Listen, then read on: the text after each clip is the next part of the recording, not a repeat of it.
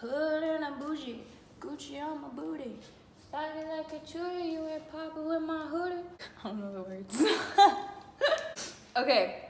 Hey guys, it's me. I'm back with another video, and I'm really excited about this one because it's really long awaited and y'all have been asking me about it, and I'm here with it. So if you did not notice from the title, today we will be doing chapter 4 of The Women Who Run with Wolves book. Super freaking excited about this one. This chapter, y'all, was actually like so good.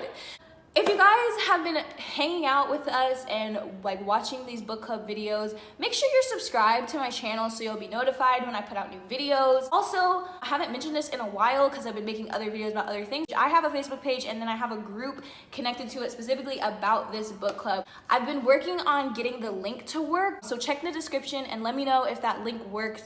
Please let me know in the comments if it works, because people have been telling me that it's not working and they can't actually join the group, and I would really like for us to be able to like be in there and like talking and all that kind of stuff. Check the link in my description, join the group so we can be talking about the book. Make sure you've subscribed to my channel so that you'll be notified when these book videos come out. Without further ado, let's get into this video. Today we will be discussing chapter 4 called The Mate, Union with the Other. Honestly, guys, this chapter is literally probably my favorite of the book that I've even read. It's discussing how you find your wild man and how a man can, and I say man, like it's about mate, like whoever you choose, obviously, if you know, whoever you want to be with, whoever you want to touch your genitals is what we're talking about here, and how like you like find a romantic relationship, which is like hard as a wild woman. Often society presents us with this image that in life we have options between this or that, and we have to choose, and that specifically with relationships, that in order to be a woman in a striving and thriving relationship that flourishes, you have to pick a strong man and then therefore choose the tame life in order to counteract his strongness. Society likes to make us think that being wild is undesirable, unattractive, and selfish. Society tells us that a strong man needs a weak woman who is pliable to his wishes and docile and ready to be led and subservient to his demands. Society is wrong.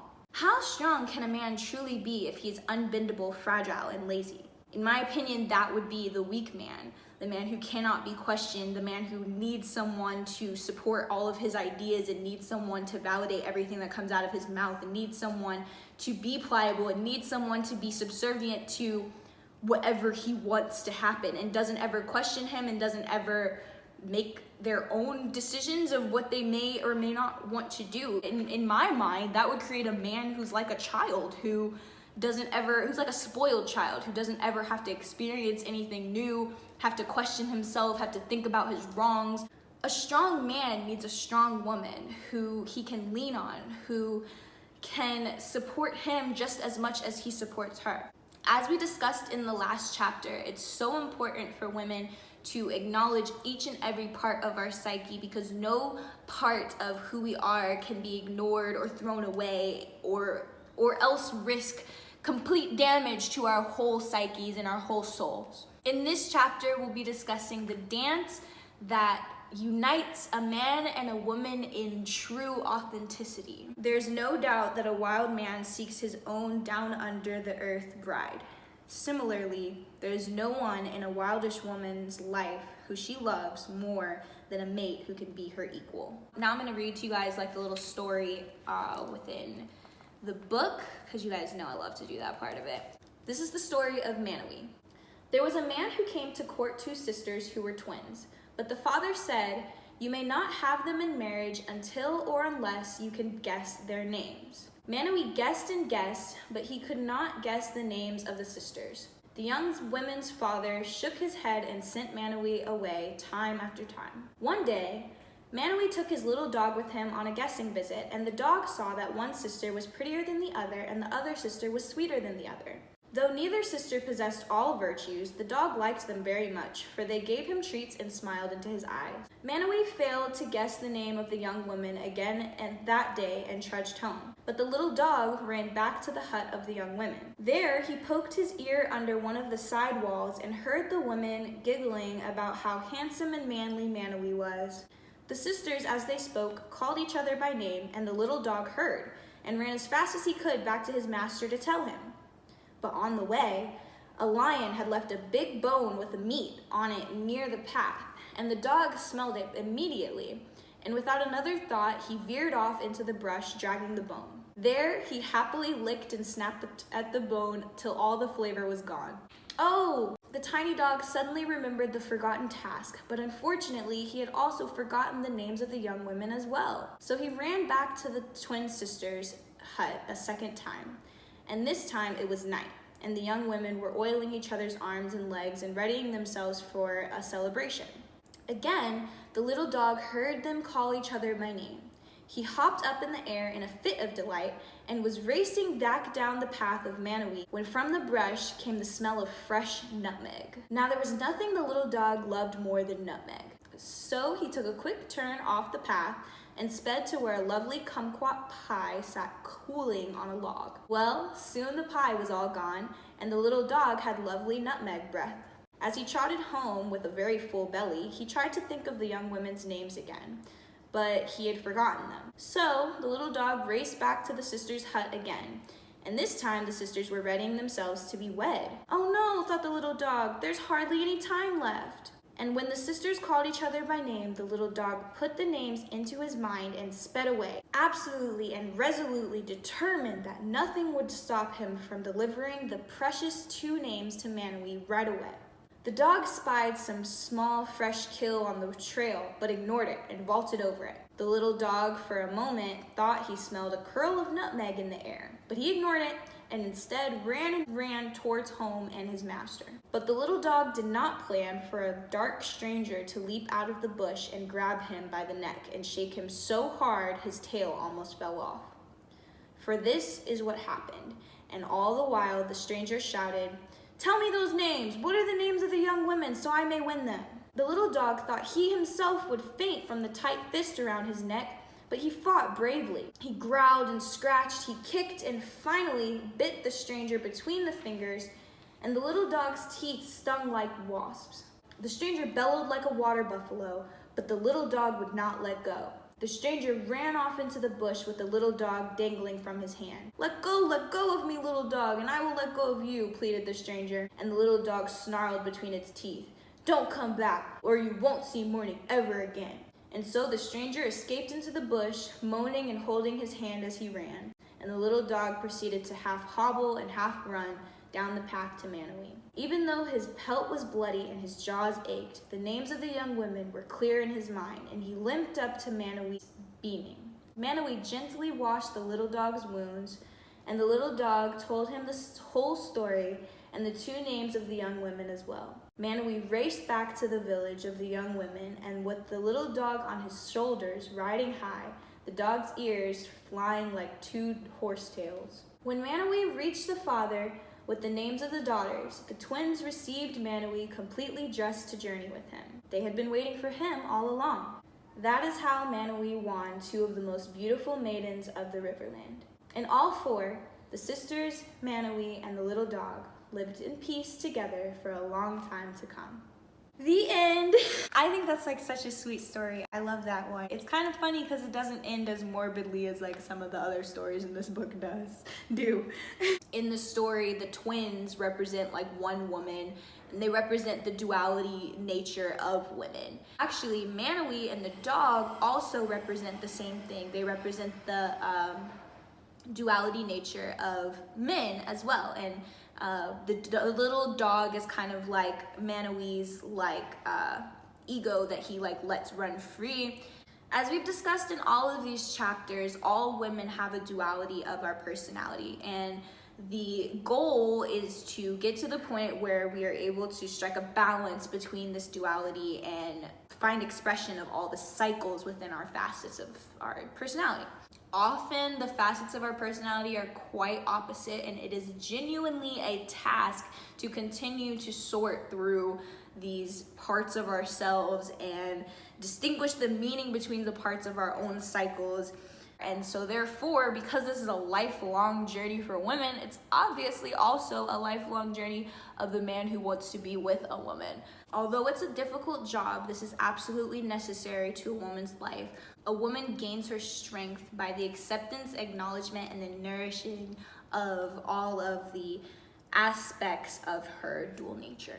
Just as we are stronger when we stand in the acknowledgement and acceptance of our dual nature, we're also stronger when we're with a mate who stands in the acknowledgement and acceptance of not only our dual nature, but his own dual nature, and then work together to both be able to accept and nourish each other. Only acceptance of both sides of our dual nature allows us to be satisfied in truth. In the book it says, as in other fairy tales, masculine forces can carry Bluebeard-like or murderous Mr. Fox sort of energy, and thereby attempt to demolish the dual nature of women. That sort of suitor cannot tolerate duality and is looking for perfection, for the one truth, the one immovable, unchangeable, femina subsistentia, the feminine substance, embodied in that one perfect woman. If you meet this kind of person, run the other way as fast as you can. It is better to have a Manny type lover, both within and without. He is much better suitor, for he is intensely devoted to the idea of two. And the power of two is in acting as one integral entity. It's like the saying, you can't love someone else unless you love yourself. The fact of Manny being able to acknowledge and accept his own dual nature is the only reason why he has the perseverance to want to know these women and to be able to love them. Anyone with the ability to love must have first dealt with the dual nature of themselves. They must have first dealt with both the negative and positive aspects of their, based on their opinion of who they are as a person. Dealt with, acknowledged, and now nourished all of them. Doing so enables a person to find empathy for other people's dual nature and be able to love the dual nature of someone else. Only when we are able to accept and understand ourselves are we able to accept and understand anyone else, and that is love. And only when other people are able to accept and understand themselves are they able to accept and understand us, therefore also being love. Among the cumulative tribe of masculine figures in a woman's psyche, whom Jungians call animus, there's also a Manny-like attitude, which finds and claims a woman's duality, finding it valuable, courtable, and desirable instead of devilish, ugly, and to be disdained. Manny, whether as an internal or external figure, represents a fresh but faith-filled lover whose central desire is to name and understand the mysterious, numinous double in woman's nature. Manny actually wishes to name the sisters. He doesn't wish to give them names, but to figure out and guess their actual names. It's not that he's exerting a power over them, but instead allowing them and asking them for permission to acknowledge and understand their power and also be a part of it. The names of the women represent the qualities of women. As humans, we all have language, and language is basically just a bunch of sounds that we've all decided mean the same things, or events that we've all agreed upon the meaning. As women, we have even more qualities and things within us than the human language has labels for. And all of our qualities are innately different and also subtly different, and that's why they can't be named, because they're all just incredibly different, and so it's impossible to come up with enough labels for them. But there are a manner of patterns that can be named and can be pointed out, and that is the job of a man, is to find those patterns and to distinguish those. The simple act of naming these patterns is an act of love. The book says, we name these dual temperaments in ourselves in order to marry ego to spirit. This naming and marrying is called, in human words, self-love. When it occurs between two individual persons, it's called loving one another. That Manny tries so many times to learn the girls' names is an example of his perseverance. The father in the story is an example of like the gatekeeper, referee, the scoreboard, and the quality control of the psyche. He's not gonna let Manny in until Manny passes certain tests, and that's very necessary for women because, like the father of your real life, kind of, it's very easy for us to see the best in someone and believe that they're gonna do it, and this part of the psyche gives rules and structure and discipline to the process. This is how love should be. It should not only be technical and romantic and logical, but it should also be whimsical and wild and passionate. A combination of these two things to discover each other's souls. You need both the structure of making sure you guess the names, but also and coming every day to guess the names as Manny the man, but also the passion and the wildness of the dog going to just listen to the names and find out to make sure that the man knew, kind of thing, you know?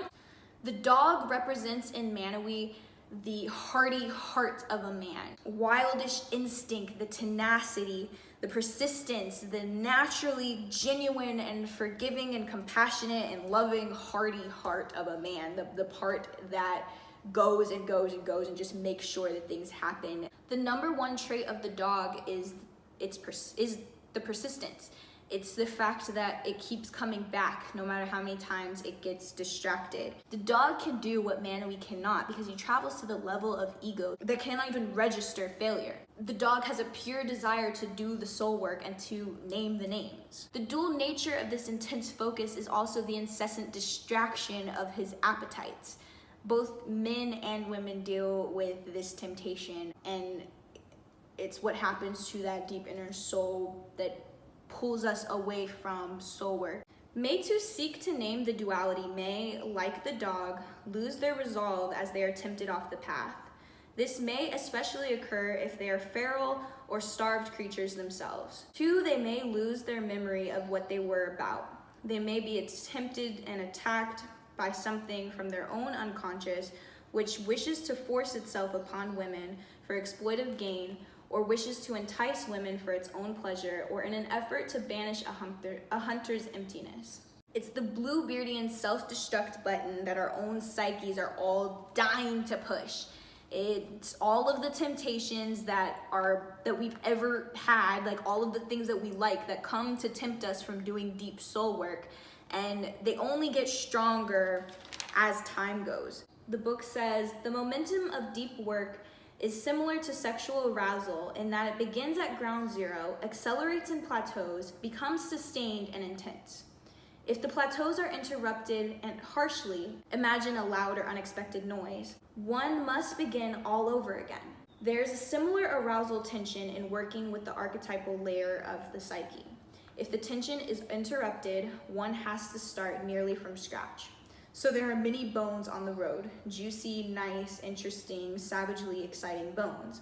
But somehow, they cause us to be carried off into amnesia, to not only forget where we are in the work, but to forget where the work was to begin with. These elements of distraction and of self-destruction are evident in everyone's psyche, and they come to everyone whenever we're doing something important. It's like working out with body weight. Regular life is like body weight. So you're working, you try to do things that are important, and then just little things come to distract you, like wanting to watch Netflix or wanting to text a friend or get on Instagram or whatever. But once you learn how to distract yourself from those little distractions, it's like I said, like body weight workouts, like you become too strong to just do body weight workouts, then life starts throwing at you psychic weights to make it tougher and stronger for you, and you have to then like rediscover how to deal with them and keep fighting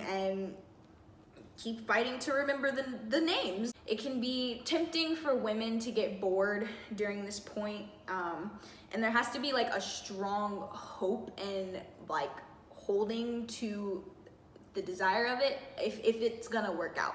Obviously you can do what you want, but it takes time. It's gonna happen. There will be temptations to happen, and you have to have patience to be able to deal with it. If you do have the patience to deal with it, and to slowly reveal the aspects of your mind as he's ready, the reward of the relationship once you're in it is outstanding. To securely weave a relationship between a wild woman and a wild man, the constant question each other must pull from each other is, what does your soul want? And then the constant work is for both of you to answer truthfully. One final section in the book says, the mate for the wildest woman is the one who has a soulful tenacity and endurance, one who can send his own instinctual nature to peek under the tent of the woman's soul life and comprehend what he sees and hears there. The good match is the man who keeps returning to understand, who doesn't let himself be deterred by the sideshows of the road.